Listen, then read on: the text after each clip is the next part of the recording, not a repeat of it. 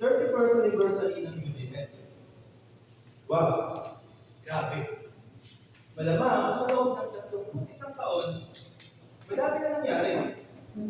Isipin niyo yung mga kwentong naipon na bago sikat, mga pangarap na natupad, sinasabi na nila natin. Meron din mga pangarap na nautlog dahil sa mga di inaasahang pangyayari. At syempre, di mo mawala yung mga taong na baka sakali, sana sa hindi sila makasali. Kung alin ka man sa mga yun, kung sa ka man dinala, o dali na panahon, lagi nga alalahanin kung saan para naman nangyari. Mga tinupo ng guro, sa inyo at sa akin, ituturing kong kayamanan na lagi kong pangahawakan. Dahil sa kadiliman, itong nagsilbing kong liwanag, nagturo ng daan kung saan dapat akong tumawag, kaya puro maganda ang nahan.